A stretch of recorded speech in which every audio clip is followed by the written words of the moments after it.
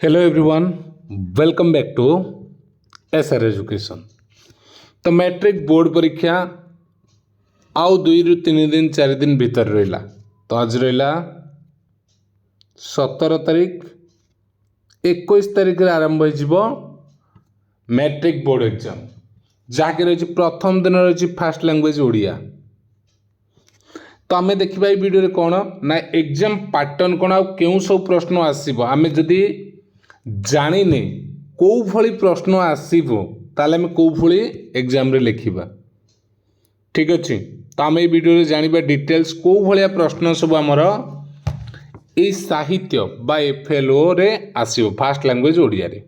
ठीक अच्छे, तो चलो देखा। तो वीडियो समस्त को शेयर करवा जहाँफल समस्त पाखे पैटर्न पहुँची पार और प्रश्न गुड़िक पहुँची पार जहाँकि पिला जाना द्वारा निजे प्रिपेयर हो पारे भल भाव। ठीक अच्छे, तो रही फास्ट लैंग्वेज सब्जेक्ट जहाँ ओडिया फास्ट लैंग्वेज अच्छी, इंग्लिश बेंगली हिंदी उर्दू प्राय अलग पिलांर मेजोरिटी आम मानकर फास्ट लैंग्वेज थी ओडिया, आम जेहेतु ओडिया मीडियम पिला। ठीक अच्छे, टाइम रोटाल के 2 घंटा 30 मिनिट। टोटाल तुमको फुल मार्क रही 100 मार्क परीक्षा। समय रहिबो 2 घंटा 30 मिनिट। ठीक अच्छे, ऑब्जेक्टिव पेपर तुम रहिबो 50टा मल्टीपल चॉइस एमसीक्यू जो तुम ऑब्जेक्टिव बा तुम ओएमआर से जो फिलअप कर 50टा तुम एमसीक्यू। तो 50टा एमसीक्यू भितर भी टिके ना कथा रही तुम गद्यरु आसिला 10टी, पद्यरु आसिबो 10टी,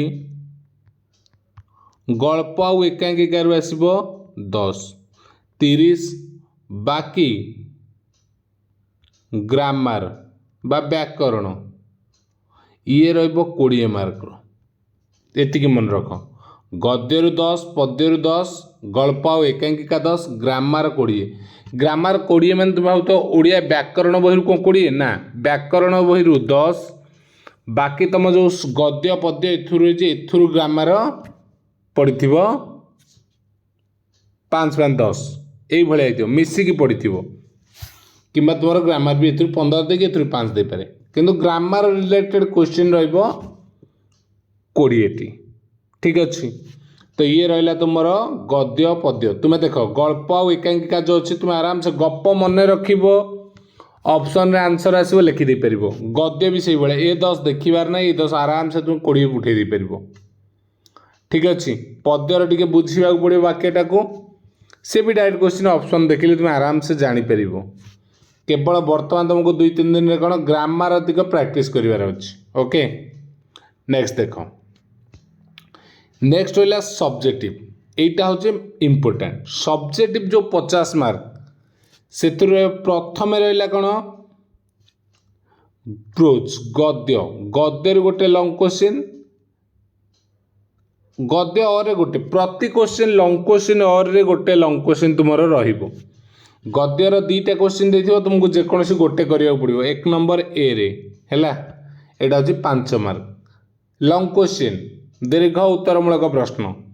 सेमती 1 नंबर बी रे कोन दबो ना पद्यर गोटे दीर्घ उत्तरमूलक प्रश्न जोटा कि 5 मार्क। ता और भी 2टा थिबो, 2टा पद्यर थिबो तुम गोटे करिवो। तुमको ऑलरेडी पूर्व आम selection question they देइछे।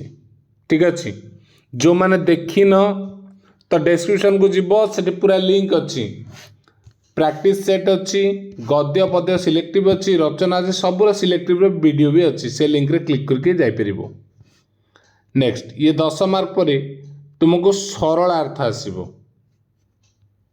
2 number A रे गद्यर 2टा सरल अर्थ आसो गोटे कर सी 5 मार्क। 2 नंबर बी रे आसो पद्यर 2टा सरल अर्थ तुम्हें गोटे कर जेकोसी गोटे, तो ये 5 10 10 20 गला। 3 नंबर तुम आसो एसे, एसे राइटिंग आसो 200 वर्ड रे जोटा कि 10 मार्क। ठीक अच्छे, 4 नंबर तुम आसो कौन लेटर राइटिंग माने कौन चिट्ठी पत्र लिखन, सी हूँ 5 मार्क। 2टा आसो पत्र लिखन तुम जेकोसी गोटे लिख।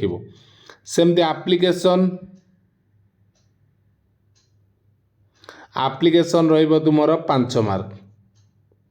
ठीक अच्छे, तापर तुमर आसब 40 मार्क पलैगला 10 मार्क आसो पैसेज अनसीन पैसेज गोटे पैसेज थी ताकू नहीं क्वेश्चन थी 5टा तुम लिख प्रत्येक 2 मार्क लेखा 10 मार्क तो ये तुम 100 मार्क पूरा पैटर्न ठीक अच्छे जदि ता भितर तुम आउ कि डाउट रही जाऊँगी तुम्हें जापर न तो कमेंट रे कह निश्चित रूप तार रिप्लाई मु देवी ओके थैंक यू जय श्री राम।